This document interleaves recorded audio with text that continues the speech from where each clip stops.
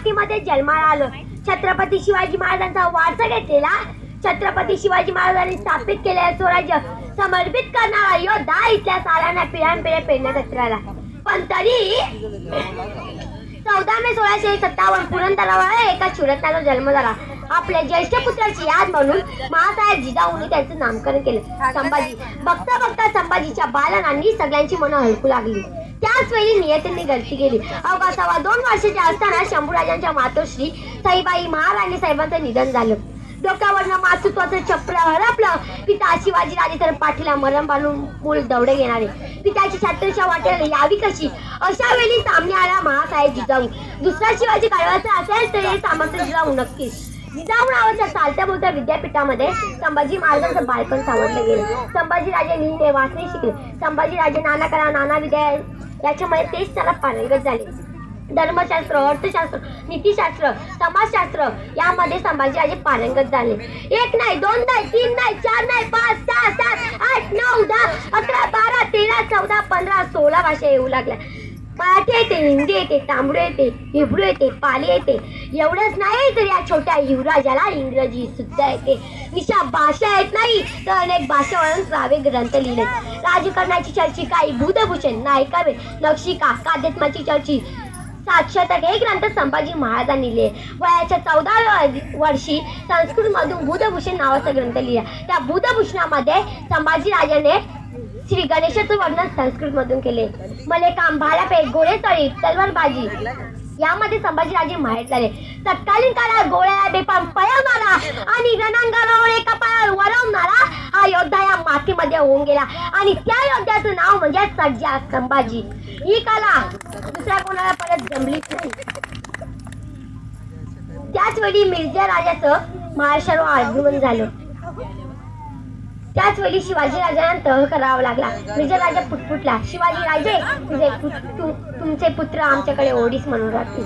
त्याच वेळी औरंगजेबाला कळले होते की पित्यापेक्षा पुत्र सवाईच निपसणारा आहे आणि त्याच वेळी औरंगजेबाचा 50वा वाढदिवस आग्र्याला मोठा टाटा मांडा साजरा होणार होता आणि सर्व मनसबदारांना आमंत्रण धाडलं गेलं आणि मनसबदार म्हणून ते आमंत्रण शिवरायांना सुद्धा मिळालं आणि तसंच मनसबदार म्हणून ते आमंत्रण शंभूराजांना सुद्धा मिळालं. आता जावं तर लागलं मनसबदार म्हणून. कसं नाव शंभूना, 8.5 वर्षाची उमर आहे. या उमरीत झेपणार प्रवास, ऊन वारा वादळ पाऊस. त्यावेळी शिवरायांच्या लक्षात आलं शंभूराजे शिवाजीच्या पोटातलं पोर नाही, सह्याद्रीच्या कुशीतलं आणि महाराष्ट्राच्या मुशीतलं मला जन्माला आलेलं मराठ्यांचं पोर आहे. हे ध्येय हे शोधत त्याच्यातच शिवाजीराजे आणि संभाजीराजे औरंगजेबाच्या दरबारात पोहोचले. नाईलाजानं शिवरायांना त्याचा अपमान पेलावला नाही आणि तेथून शिवाजीराजे आग्र्याला कधी गेले नाही. पण शंभूराजे आग्र्याला मधून जात येत होते. भर दरबारात औरंगजेबाने शंभूराजांना विचारले, शंभूराजे तुम्ही उत्तम कुस्ती केलात आहात, शंभूराजे तुम्ही उत्तम मल्लखांब केलात आहात. आमच्या दरबारात खूप मल्ले आहेत. आमच्या दरबारातील एखाद्या मल्ल्याची कुस्ती केला? 9 वर्षाचा छावा कराडला. आम्ही फक्त आमच्या लायकीच्या मल्ल्याशीच कुस्ती करतो. तुझ्या दरबारात असा एकही मल्ला नाही. समप हे महाराष्ट्राचं पाणी होतं. हर हर महादेव आवाज सुटला. मुघलांच्या कपाली घाम फुटला.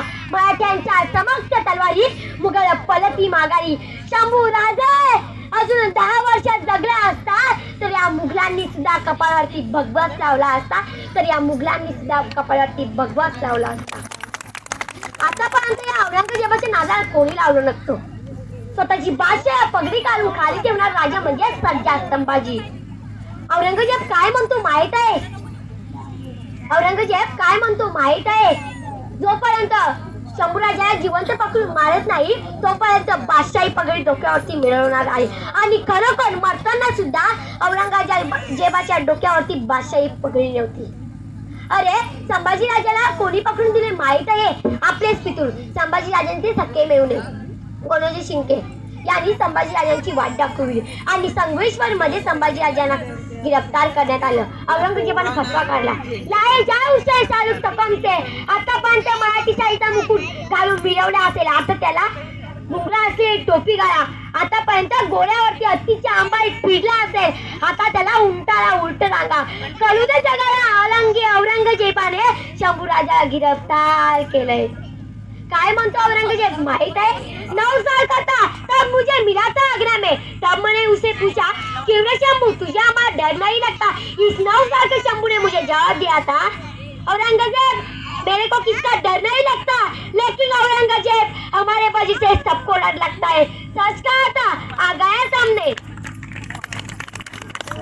औरंगजेबाने हात वरती केले. हे अल्लाह रहम दल्ली, हे अल्लाह जिसको देखने का सपना था उसको कदमों में लाके खड़ा किया है. बता शंभू ख्वाजा का खजीना किधर किधर रखा है? कळला शंभू राजा, सह्याद्री हा आमचा खजिना. तू घेतलास, आम्ही घेत नाही. घेऊ तो स्वतःच्या मंगटेच्या बलावर, तलवारीच्या टोकावरती. भाकरे भागतात मराठे, तुला वाजायला वेगळं नाही लागणार. औरंगजेबाने मुस्लिम धर्माचे धर्मगुरू मौलव्या यांना बोलवलं. क्या किया जाए? हलाल हलाल किया जाए. आणि औरंगजेब म्हणतो शंभूराजांना शिक्षा करण्या अगोदर त्यांची मित्र कलशांवर करायची. बघू दे उघड्या डोळ्याने मित्रावरती होणारा अत्याचार. सण होते का शंभूराजांना? आधी त्याचे डोळे काढायचे मग शंभूराजांचे. म्हणून सांगते मैत्री करावी तर छत्रपती शिवाजी महाराजांप्रमाणे. मैत्री करावी तर छत्रपती शिवाजी महाराजांप्रमाणे लग्नाच्या लढाईत विजयापर्यंत साथ देणारी. नाहीतर मैत्री करावी शंभूराजा आणि कवी कलशांसारखी जी मरण्याच्या दारात हिस्सा मागणारी, तिला मैत्री म्हणायची. संभाळ बांधल्या देया आणि आपशियाला लाल तप्त सळ्या घेऊन आत घुसवल्या आणि येताना डोळ्याची बाबून घेऊनच बाहेर आला. ज्या डोळ्यांनी सह्याद्रीचं सौंदर्य बघितलं, ज्या डोळ्यांनी आऊसाहेबांना बघितलं, ज्या डोळ्यांनी आबासाहेबांना बघितले, ते डोळे आता उरलेच नाही. फक्त राहिले होत्या काळ्या भिन्न कोपण्या. अपशी बाहेर आला. औरंगजेबाने विचारले कुछ बताया, कुछ गिलगिला है वो? औरंग बाहेर आला. ज्या डोळ्यांनी सह्याद्रीचं सौंदर्य बघितलं, ज्या डोळ्यांनी आऊसाहेबांना बघितलं, ज्या डोळ्यांनी आबासाहेबांना बघितले, ते डोळे आता उरलेच नाही. फक्त राहिले होत्या काळ्या भिन्न कोपण्या. अपशी बाहेर आला. औरंगजेबाने विचारले कुछ बताया, कुछ गिलगिला है वो? अपशी शांत बसला. फक्त बोल रहा है जय भवानी जय शिवाजी. औरंगजेबाने दुसरा फतवा काढला. संभाजी राजांची कान कलम करायची. ज्या कानांनी सह्याद्रीचं सौंदर्य गाणं ऐकलं, ज्या कानांनी जगदंब जगदंब, ज्या कानांनी आऊसाहेबांचे पोवाडे ऐकले, ज्या कानांनी महाभारत रामायण ऐकलं, ज्या कानांनी धर्मगीते ऐकले, ते कान आता कलम करायचे. आपशी आला. दोन्ही आता 2 तलवारी घेऊन चपकशी चालवल्या. माझ्या राजाचे दोन्ही कान खाली पडले. फक्त आणि फक्त रक्तच पडत होते. फक्त आणि फक्त रक्तच पडत होते. पण माझा राजा झुकला नाही, माझा राजा वाकला नाही. माझ्या राजाने तरंगती पत्कारली नाही. कुणासाठी? माई माऊली आपल्यासाठी आणि येणाऱ्या नवीन पिढीसाठी. कुणीतरी यायचं माझ्या राजाच्या अंगावर नक्षी काम करायचं. कुणीतरी यायचं माझ्या राजाच्या अंगावर कोणीतरी यायचं माझ्या राजाच्या अंगावर नक्षी काम करायचं. कुणीतरी यायचं माझी राजाची केस उपटायचे. वेदना वेदना झिंझिण्या डोळ्यामध्ये व्हायच्या. कोणीतरी यायचं गुडघ्याच्या वाट्या काढून कुत्र्याला घालायचं. कोणीतरी यायचं गरम पाणी आणायचं आणि सरकन अंगावर टाकायचं. वेदना वेदना व्हायच्या माझ्या राजाला. कोणीतरी यायचं बोट कलम करायचं. कोणीतरी यायचं मासाचं लग्न घालून कुत्र्याला घालायचं. पण माझ्या राजाने स्वाभिमान विकला नाही. माझ्या राजाने शरण आणि मरण या दोन्ही गत्या पत्करल्या नाही. हनुमानाला सिंदूर पाचले रत्न माझा राजाची होता. औरंगजेबाने तिसरा फतवा काढला. शंभू राजाची जीभ कलम करायची. ज्या जिभेने जगदंब जगदंब आयुष्यभर जी जीभ बोलत राहिली, ज्या जिभेने आबासाहेब आम्हाला आज्ञा द्या, ज्या जिभेने आयुष्यभर म्हणत राहिली हर हर महादेव, हर हर महादेव, आता ती जीभ कलम करायची. अपशी आला. कपचे घेऊन चपकशी चालली. माझ्या राजाची जीभ मातीमध्ये खाली पडली. ती जीभ सुद्धा वळवळत होती. त्या जिभेला सुद्धा माझ्या राजांपासून वेगळं व्हायचं नव्हतं. ना डोळे राहिले होते, ना कान उरले होते, ना हात राहिले होते, ना पाय राहिले होते. फक्त आणि फक्त रक्तच चालत होते. हनुमानाला सिंदूर पासल्यागत माझ्या गाड्यात दिसत होता. आज महाराष्ट्रात तुमच्या आमच्या मनात टाट आहे ते फक्त शंभू राजांमुळे.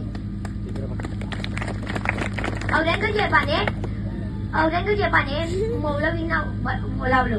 क्या किया जाए, हलाल हलाल. त्याची गर्दन कलम करायची, पण कुठे करायची? बहादूरगडावर नाही, कारण ही ते मराठी आहेत. त्यांच्या राज्याला वाचवण्यासाठी ते ईश्वर हक्कासाठी. मग कुठे? वरुबुद्रुक तेथेच का?